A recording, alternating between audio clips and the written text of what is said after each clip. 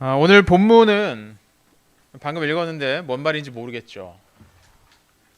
뭐 매주 그랬다고 그러면 안 된다. 예. 자, 오늘 본문 조금 어렵게 느껴질 수 있습니다. 오늘 본문 큐티를 집에 가서 아침에 안 봤죠, 여러분? 예, 한번 보면 조금 어려울 수도 있어요. 근데 이건 여러분한테만 어려운 게 아니라 아마 선생님들한테도 어려울 겁니다. 선생님 다들 어디 가셨니 오늘? 예. 선생님들한테도 오늘 좀 본문이 어려울 수 있습니다. 이 본문을 이해하려면 먼저 우리가 좀 알아두어야 할 게 있어요. 그게 뭐냐면 말하는 지혜라는 겁니다. 말하는 지혜. 여러분 동화에서 사람이 아닌데 마치 사람처럼 말하고 뭐 행동하는 동물들 뭐 이런 이야기를 본 적이 있을 겁니다. 그쵸? 민철이 본 적 없니? 없어? 있지. 그래. 우리 어렸을 때 동화에서 막 그런 거 보면 말하는 동물들 또는 말하는 사물들, 심지어 동물도 아니고 사물들 뭐 이런 것들 본. 여러분 미녀와 야수라는 애니메이션 보면은 그 야수네 집에 가면은 야수네 그 저택에 큰 저택에 가면은 막 주전자들이 뛰어다니고 촛대가 막 불 활활 붙어가지고 머리에 붙어가지고 막 뛰어다니는 뭐 그런 모양들을 볼 수가 있습니다. 이런 걸 뭐라고 부르냐면 의인법이라고 불러요. 야, 어려운 단어 나왔다. 예, 의인법이라고 불러요. 뭐냐면 사람이 아닌 것이 마치 사람인 것처럼 표현하는 방법, 이거를 의인법이라고 부릅니다. 근데 오늘 우리가 함께 읽은 잠언에도 바로 그 의인법이 사용되고 있어요. 이야기를 하려는 거죠. 그 주인공이 뭐였냐면 바로 지혜입니다. 지혜. 이 지혜가 사람이 아닌데 오늘 본문을 보면 마치 지혜가 사람인 것처럼 자기를 소개하고 있어요. 야, 내가 누구냐면 나는 이런 거야. 이런 존재야라고 하면서 우리가 오늘 잠언 8장 21, 31절을 읽었는데 여기서 나가 누구냐면 지혜라는 거야. 지혜가 자기가 얼마나 대단한 일을 했는지를 막 설 자랑도 하고 기뻐하기도 하고 즐거워하기도 합니다. 마치 지혜가 사람인 것처럼. 근데 재밌는 건 뭐냐면 여러분 이게 이제 원래 히브리어라는 언어로 써있는데 여러분은 지금 한글로 써 있는 걸 보지만 원래는 히브리어로 읽었는데 이 히브리어로 읽으면 정말로 지혜가 사람인 것처럼 느껴진다는 거예요. 왜냐하면 히브리어의 명사에 어려운 단어 또 나왔다. 오늘 2개 나왔다. 히브리어 명사에는 성이 있어요. 성별이 있어요.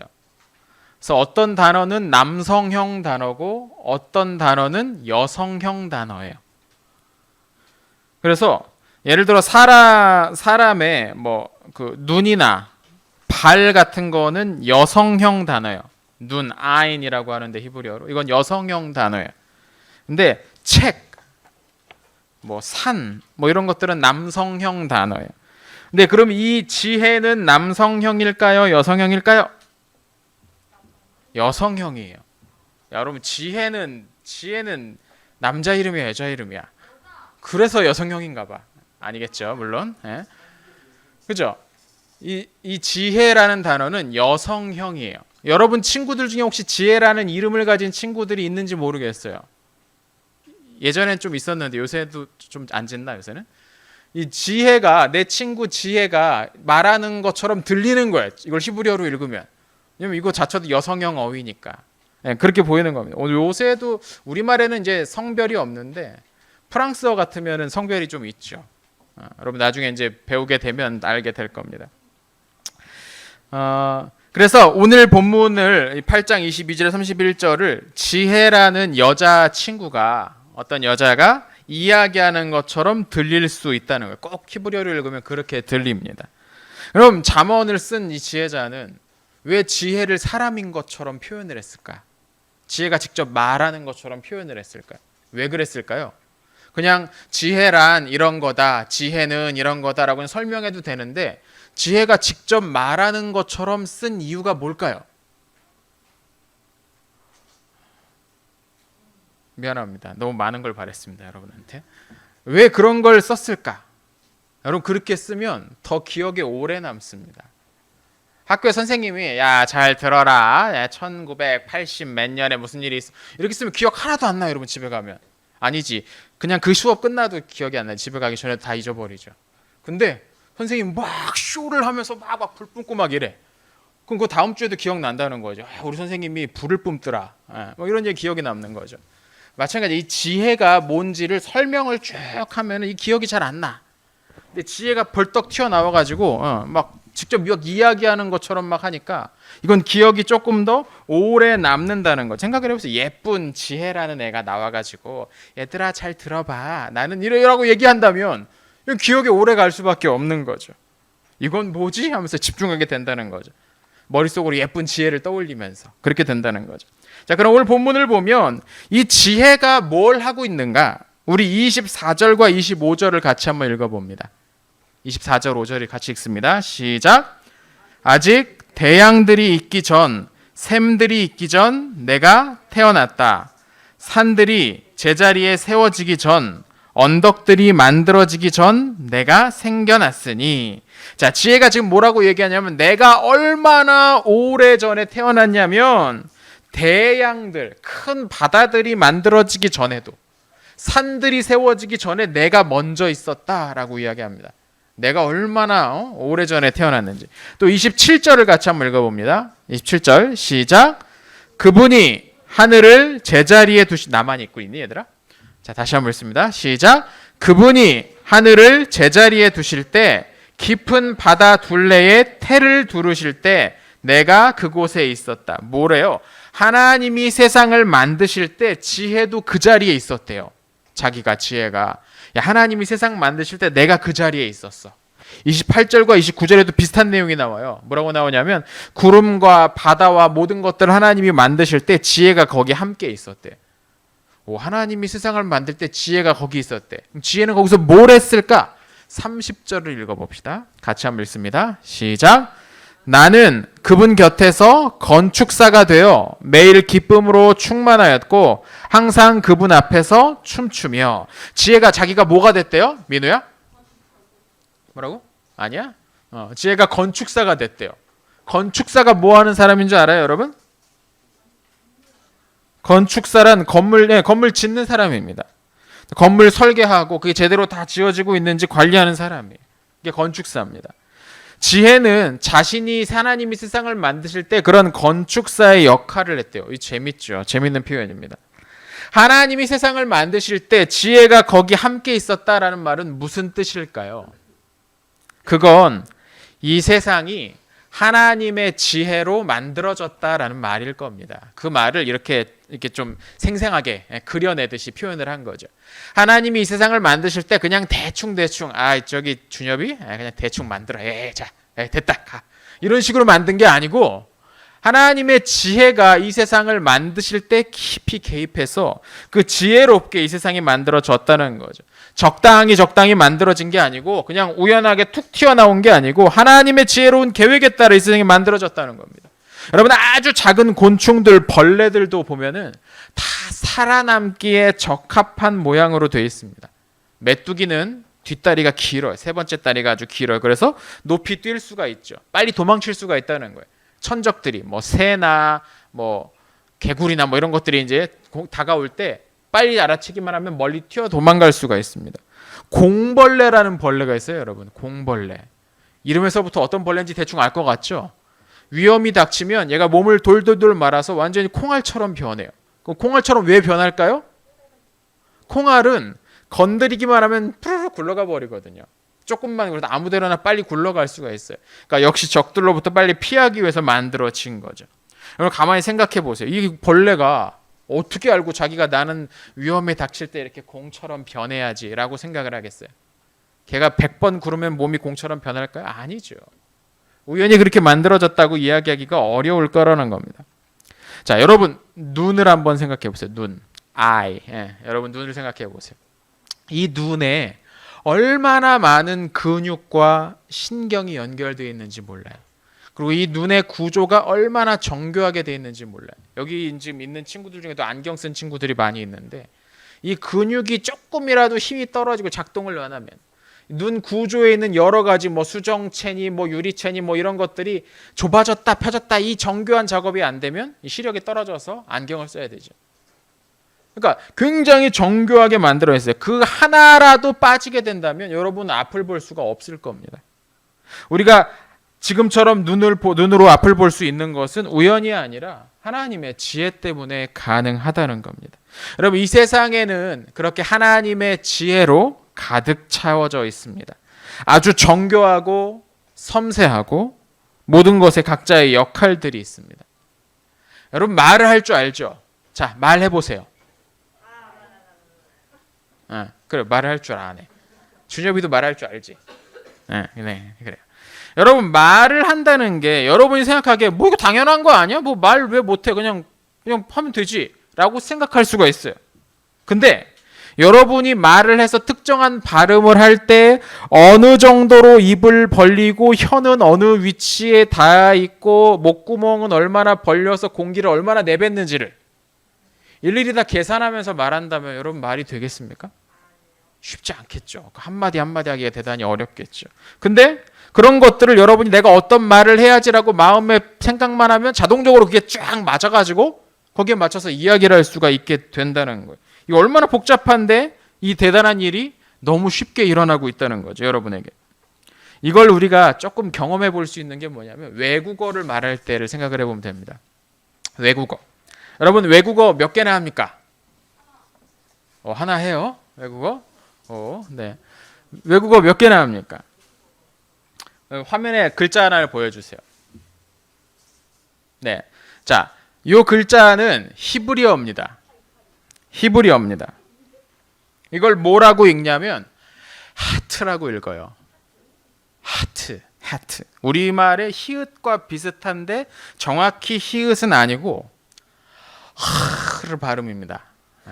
목구멍을 긁는 소리를 내야 돼. 이 공기가 입 천장, 목구멍과 입 천장 쪽을 긁으면서 나와야 되는 소리입니다. 하라는 소리가 납니다. 가래 긁는 소리랑 비슷한 소리가 나는데 이거랑 되게 비슷한 글자가 있어요. 히브리어에. 이 왼쪽 여기가 딱 비어져 있으면 다른 글자야. 근데 여기 연결되어 있으면은 헤트라는 글자가 됩니다. 여러분 창세기에 야곱의 아내 중에 라헬이라는 여자가 있어요. 야곱의 아내였죠. 근데 정확히 이야기하면 이 라헬의 이 히읗 발음은 저 헤트 발음이에요. 정확하게 읽으려면 라헬이에요. 라헬. 그렇게 읽어야 돼. 정확한 발음은. 이 발음 하나만 더 얘기해 볼게요. 프랑스어. 여러분 프랑스어도 한번 봅시다. 다음 단어 한번 넘겨주세요. 네. 자, 이거 어떤 단어예요? 어떤 글자예요? 어떤 R자 같죠? 이게 이제 알파벳 영어로는 R 아니죠. R인데 프랑스어로는 이걸 어떻게 읽냐면 에흐라고 읽어요. 에흐.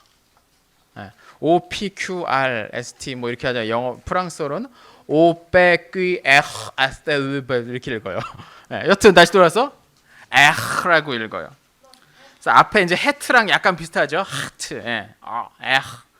자, 다음 단어 글자라 보자. 자, 요거는 프랑스어로 고맙다라는 뜻이에요. 맥시라고 읽지만 정확히 하면 맥시예요. 맥시. 그래서 고마워 그러면 맥스보크라고 하죠. 자, 여러분 이 말 지금 처음 들어봤는데 따라해 봅시다. 맥시. 아니야, 맥시 아니에요. 맥시예요. 맥시.